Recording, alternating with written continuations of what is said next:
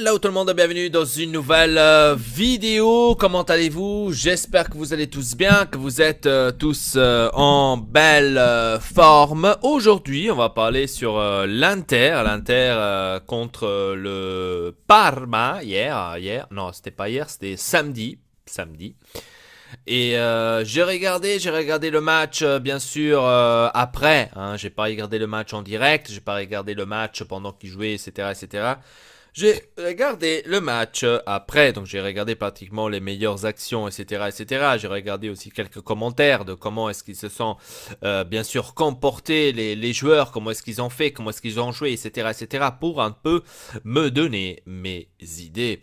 Alors, première mi-temps, on va dire que le Parme, s'il aurait tiré un but, s'il aurait fait un but, il aurait mérité, parce que la première mi-temps, l'Inter n'était pas existante du tout. Donc, première mi-temps, on va dire que c'était une prestation vraiment assez faible.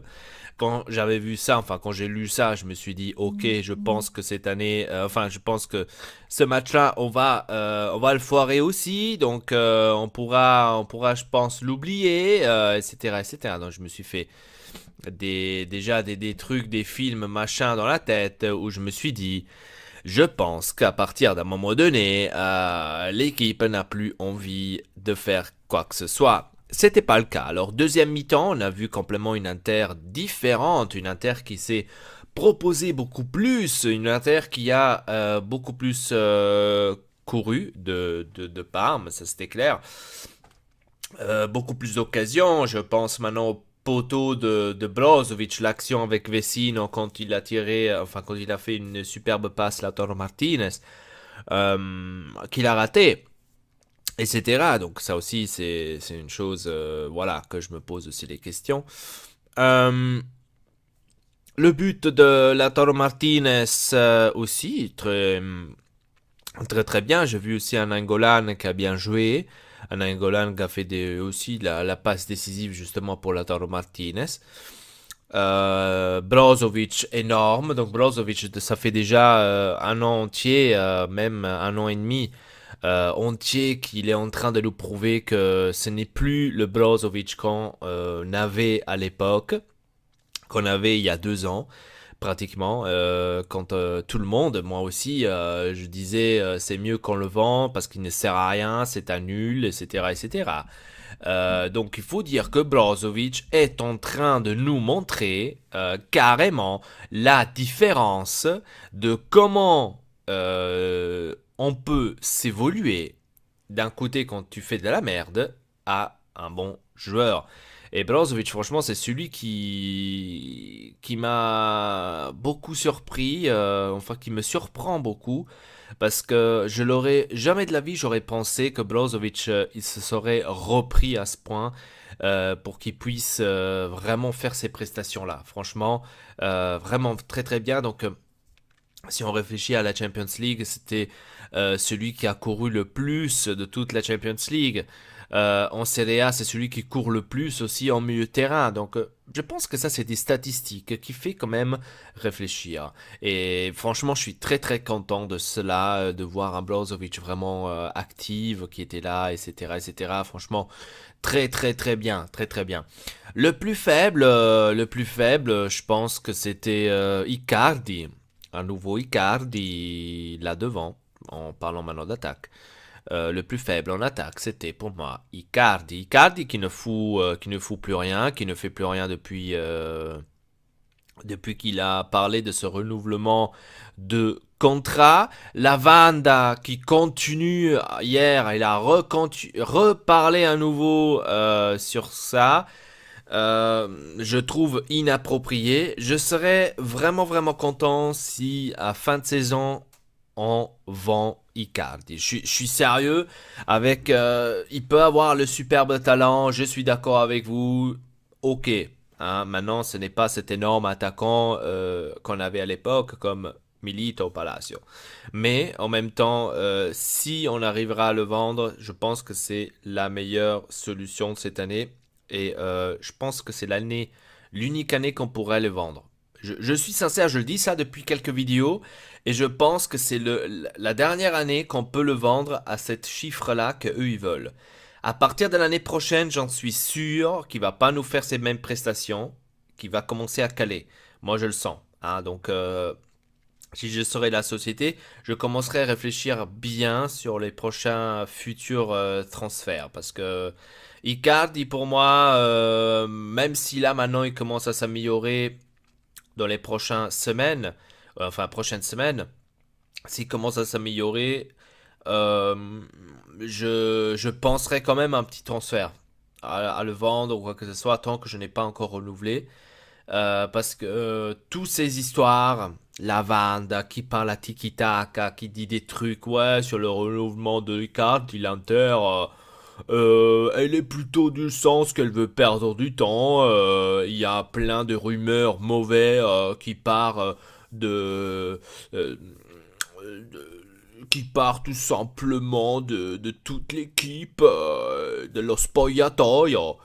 Non, non, non, donc en train de pleurnicher. Franchement, ces trucs-là, j'en ai pas besoin. J'en ai pas besoin. Et je pense qu'à un moment donné aussi, la société, surtout maintenant avec Marotta, il va y en avoir marre parce que c'est pas possible que à chaque fois tu sors toujours des nouvelles histoires, des nouvelles histoires. Si tu veux renouveler, dis simplement parce que je sais c'est où le problème Calavanda del Cazzo. Je sais où est-ce que est le problème parce que toi tu veux qu'Icardi gagne 9 millions à 10 millions l'année. Il ne peut pas les gagner cela parce qu'il les mérite pas.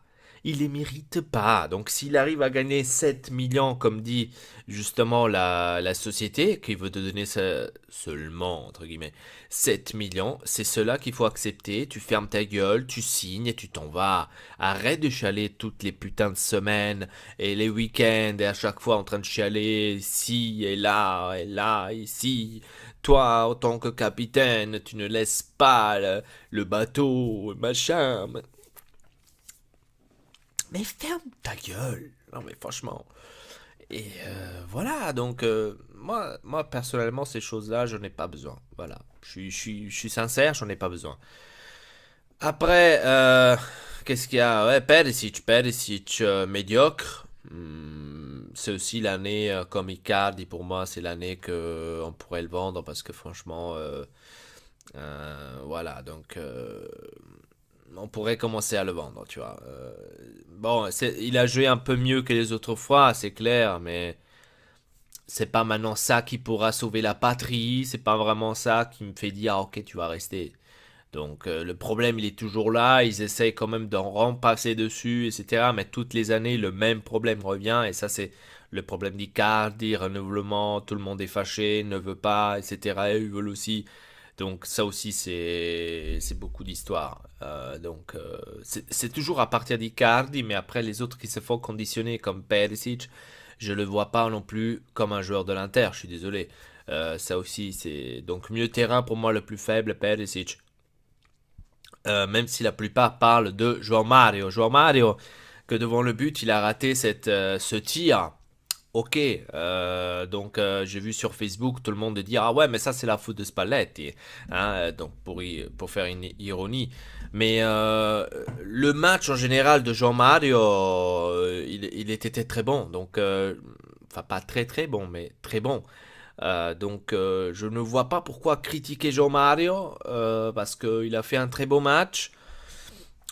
Ça peut arriver qu'on rate des tirs. J'ai vu Lautaro Martinez rater le même tir. J'ai vu Icardi rater le même tir. Donc, je sais pas où est-ce qu'il est le problème. C'est pas parce que maintenant c'est João Mario quand on lui donnait la faute. Je suis désolé. Après, qu'est-ce qu'il y a ouais, après en défense, le plus faible, c'est Ambrosio de ce match. Ambrosio qui a eu Gervinho en train de lui casser les pieds. Donc, ça s'est vu qu'il était en difficulté maximale. Donc le plus faible en défense, c'est Ambrosio. De l'autre côté, Asamoah, ouais, bon, ça veut passer aussi. Donc j'ai vu quand même un match, on va dire, assez bon du côté défense centrale, du côté milieu central et aussi attaque Lautaro Martinez. Tout ce qui est de côté, pas tellement fort. Hein. Donc tout ce qui est de côté comme Asamoah, Perisic et Ambrosio, pas très fort. Hein. Après, de l'autre côté, du côté de Politano, Candreva, machin, donc ce côté-là, là, je ne pourrais rien dire. Là, ça va. On va dire que ça passe. C'est quelque chose que ça passe. Donc, rien de spécial. Dites-moi dans les commentaires comment vous avez vu donc ce match Inter contre Parme 1-0 pour l'Inter. Comment est-ce que vous avez vu les joueurs? Est-ce que vous croyez que c'est enfin la révolte? C'est enfin le jour il est venu pour se dire ok c'est bon maintenant ils se sont repris? Ou vous dites ah non c'était seulement un match là, maintenant à partir le prochain match on va chialer. Qu'est-ce que vous en dites? On aura l'Europa League d'ailleurs cette semaine. Jeudi, qu'est-ce que vous croyez? Est-ce qu'on va réussir à gagner? Est-ce qu'on va réussir à faire une belle prestation? Ça aussi c'est une question. Est-ce qu'ils vont vraiment l'honorer cette Europa League ou ils vont plutôt la snober? Je l'espère pas en tous les cas. Et voilà, dites-moi tout ça dans les commentaires. Avec ça je vous dis merci beaucoup de regarder cette vidéo. Abonnez-vous à la chaîne Ortex et Elpa. À très bientôt pour une nouvelle vidéo. Triple Peace.